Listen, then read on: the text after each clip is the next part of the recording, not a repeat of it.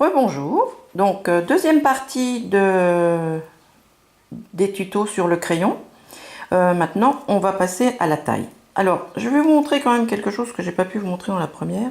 C'est la grosseur en fait de trait par rapport à l'utilisation des différents crayons. Ici le Critérium lui va faire un trait super net, super propre. Les crayons, évidemment j'ai pas pris le bon. Le crayon il fait déjà le trait un tout petit peu plus gros. La mine de plomb, ça dépend si vous la taillez, évidemment elle peut faire des choses très fines. En fait, crayon et mine de plomb, on a exactement la même chose. Critérium, évidemment, c'est un petit peu plus fin. L'avantage de la mine de plomb, c'est qu'elle va poser sur toute la largeur. C'est-à-dire que pour un grisé, une fois que j'ai fait un joli petit plat, je vais avoir une zone très grande. Le crayon, lui, il n'a pas cette zone. C'est-à-dire que quand je travaille et que j'aplatis, le grisé, il est limité en gros à 5 mm. Tandis qu'ici, j'ai quand même 1,5 cm. Et le Critérium, bah, lui, il ne peut pas griser. À part faire ce petit mouvement, il ne va pas pouvoir griser en une seule fois. Voilà, alors le but du jeu, aujourd'hui, c'est de vous apprendre à tailler le crayon de façon à dégager la mine et d'obtenir des crayons hyper bien taillés et qui seront comme ça. Voilà. Le but, c'est de dégager la mine sur au moins 1 cm, 1,5 cm.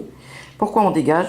Déjà, ça permet d'apprendre à travailler doucement. Si vous appuyez, bah évidemment, vous cassez la mine. Donc, ça apprend aussi à maintenir le crayon.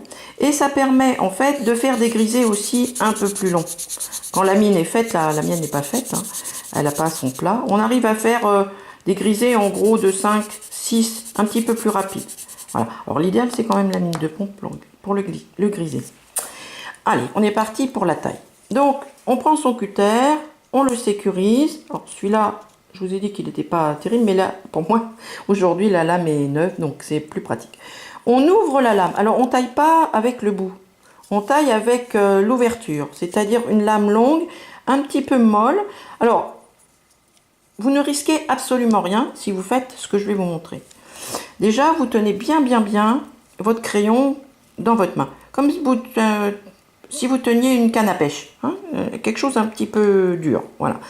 Là, vous risquez rien, vous tenez bien, alors pour les gauchers, vous faites l'inverse, hein, évidemment.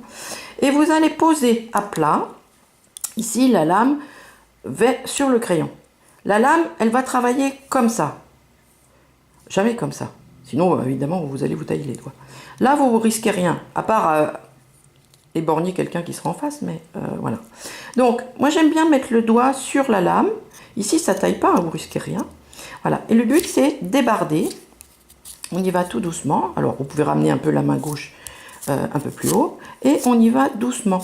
Alors, c'est là qu'on voit la qualité des crayons.